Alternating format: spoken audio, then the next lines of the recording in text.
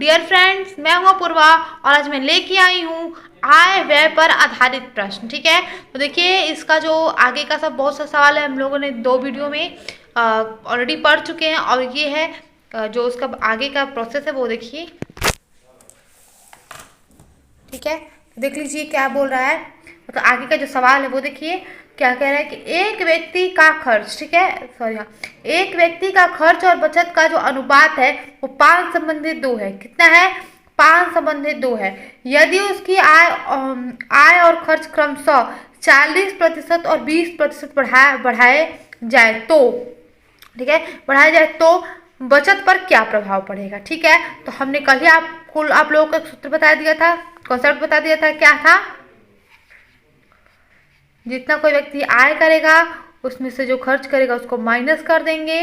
ठीक है, उसके बाद जो बचेगा उसको क्या बोलेंगे? बचत। ठीक है, देख लीजिए आप लोग समझ गए। तो देखिए क्या बोल रहा है, एक व्यक्ति का खर्च और बचत, खर्च कितना है? 5, बचत कितना है? 2, तो उसका आय कितना होगा? 7। ठीक है, क्योंकि क्या बोलते हैं, आय में से ही खर्च को निकालने पे क्या आता है? बचत। तो इन दोनों को हम लोग जोड़ देंगे। ठीक है, तो हो जाएगा आय कितना हो जाएगा? 7। ठीक है, तो अब देखिए अब क्या बोल रहा है कि आय और खर्च को क्रमशः 40% और 20%, मतलब उसका जो आय है वो 40% बढ़ जाए और जो उसका खर्च है वो 20% बढ़ जाए। तो देखिए ये 7 है, तो 7 का 40% थोड़ा बढ़ाना थोड़ा सा मतलब मुश्किल लग रहा है, मतलब बन जाएगा लेकिन वो क्या है ना कि वो दशमलव में आएगा। ठीक है, तो हम लोगों को इजी करने के लिए हम लोग क्या करेंगे, जो पिछले सवाल में किए कॉन्सेप्ट किए थे, क्या करेंगे हम लोग एक्चुअली देखिए ये जो है वो अनुपात में, ठीक है, अनुपात में है, तो हम इसी अनुपात में इसमें हम कोई भी मान रख सकते हैं। तो हम लोग क्या करेंगे, यहाँ पे 2 जीरो, यहाँ पे 2 जीरो और यहाँ पे 2 जीरो। ठीक है, अगर हम इसके जीरो को कटा दें तो इसके मान पे क्या होगा? कोई प्रभाव नहीं पड़ेगा। ठीक, देखिए यहाँ पे माइनस है और ये बराबर हो गया। अगर हम जीरो को हटा दें तो मान पे क्या होगा? कोई प्रभाव नहीं पड़ेगा। ठीक, तो देखिए अब देखिए अब क्या बोल रहा है कि आय जो है वो क्या होगा? 40% बढ़ जाएगा। ठीक है, तो 70 का ही 40% बढ़ेगा।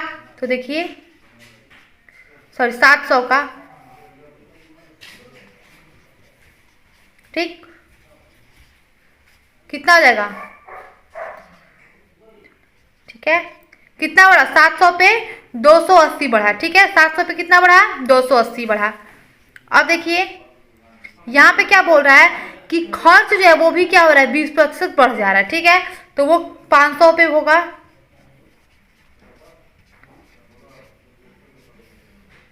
खर्च कितना बढ़ा? तो 100 बढ़ गया। आय कितना बढ़ा? तो 280 बढ़ा। खर्च कितना बढ़ा? तो 100 बढ़ गया। तो कितना होगा? ठीक है, तो बचत पे कितना प्रभाव पड़ा? मतलब बचत अधिक कितना हुआ? तो 180 जो है वो अधिक बचत हुआ। पहले कितना था? 200, और उस 200 पे कितना अधिक हो गया? मतलब 180। ठीक है, तो हम लोग क्या करेंगे, 180 जो है ऊपर लिख देंगे।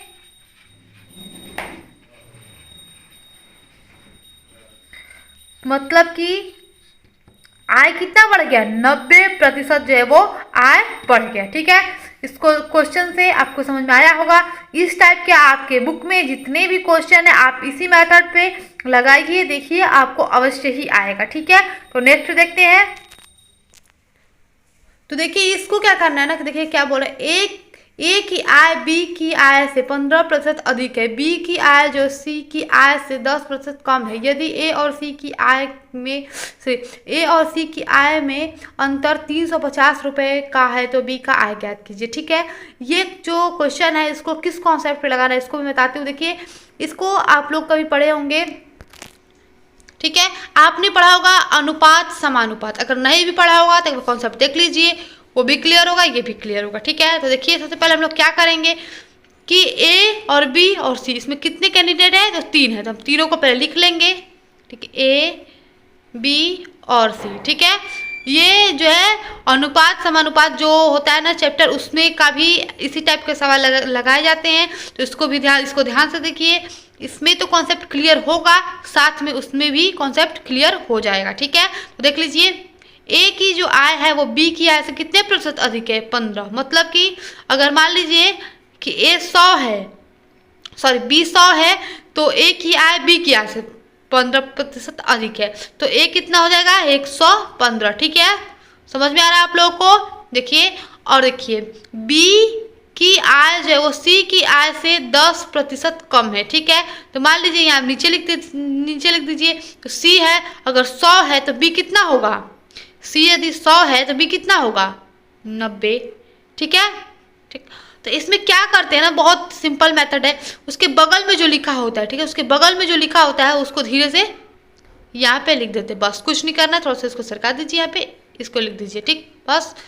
फिर यहाँ पे क्या करेंगे, इसको यहाँ पे लिख देंगे 90। समझ में आ गया आप लोगों को? अब क्या करेंगे हम लोग, इन दोनों को हम इसको कटा भी सकते हैं। ठीक है, तो देखिए मतलब तीनों को एक ही अनुपात में कटाना है। किसके अनुपात में? एक ही अनुपात में तीनों को कटाना है। ठीक, तो अब देखिए अगर हम इसको 5 से डिवाइड करें तो यहाँ क्या हो जाएगा? 23। ठीक है, इसको 5 से डिवाइड कर तो क्या होगा? 20। इसको भी 5 से डिवाइड कर तो क्या होगा? 20। ठीक है, अब आगे कोई एक जो है एक वैल्यू से तीनों नहीं कटने वाला, इसलिए इसको इतने पे छोड़ देते। ठीक, अब देखिए इसमें का एक 0, इसमें का एक 0 और इसमें का एक 0 कट जाएगा, ये हो जाएगा 9, ये भी हो जाएगा 9 और ये हो जाएगा 10। अब हमें क्या करना है, जो सामने सामने, ठीक है, जो सामने सामने उसको क्या करना है? गुणा कर देना। ठीक, सामने सामने उसको क्या करना है? गुणा कर देना। तो गुणा कर लीजिए, यहाँ पे क्या हो जाएगा? ठीक है, यहाँ पे क्या हो जाएगा?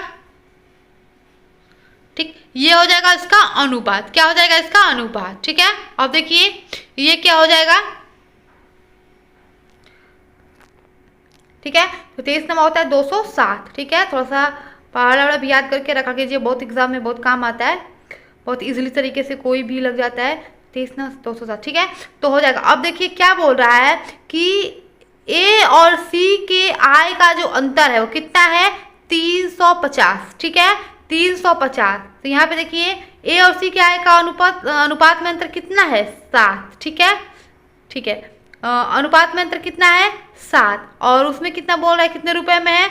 तो 7 कितने के बराबर होगा? 7 जो होगा वो 350 के बराबर होगा। ठीक, तो एक बराबर कितना होगा? ठीक है, एक बराबर हो गया है 50। तो क्या पूछ रहा है? तो बी का आय ज्ञात कीजिए। क्या बोल रहा है? बी का आय ज्ञात कीजिए। तो यहाँ पे देख लीजिए, यदि 1 बराबर 50 है तो 180 बराबर कितना होगा? तो हम क्या करेंगे, 50 को जो है वो 180 से गुणा कर देंगे। ठीक है, तो यहाँ पे देख लीजिए 2 0 है तो इधर लग जाएगा। ठीक है, 18 25 90। ठीक है, तो ये हो जाएगा इतना इसका आंसर। ठीक है, समझ गए आप लोग? समझ गए आप लोग? कि देखिए फिर से बता देती हूँ कैसे करना था। बोल रहा है कि ए की जो आय है बी से कितना है? 15% अधिक है, तो बी 100 है तो ए कितना होगा? 115 होगा। फिर बोल रहा है कि बी की आय सी की आय से 10% कम है, तो सी यदि 100 होगा तो बी जो है 90 होगा। फिर इसको उसे अनुपात में कटा देना है, क्योंकि अगर ज़्यादा बड़ा वैल्यू होगा तो हमको जोड़ने घटाने गुणा भाग करने में बहुत प्रॉब्लम होगी, तो हम इसको कटा दिए हैं। तो ये देखिए यहाँ पे हो जाएगा 207, ये इसको गुणा करने पे 180 और इसको गुणा करने पे 200। ठीक है, और बोल रहा है कि ए और सी का अंतर कितना है? तो 7 है, और इधर 7 हुआ, और उसमें बोल रहा है कि 335। ठीक है, सर 350। 350 किसके बराबर होगा? तो 7 बराबर 350, तो 1 बराबर 50। तो फिर बोल रहा है 1 बराबर 50 होगा, तो बी का आय ज्ञात करना है। बी जो है वो 180 है, तो उसके गुणा कर देंगे तो हो जाएगा 9000। ठीक है, उम्मीद करते हैं ये क्वेश्चन आपको समझ में आया होगा। इस टाइप के आपके बुक में बहुत से क्वेश्चन होंगे, तो वो आप लोग लगाइएगा। ठीक है, आज के लिए इतना ही, फिर मिलते हैं नेक्स्ट क्लास में। ठीक है, धन्यवाद।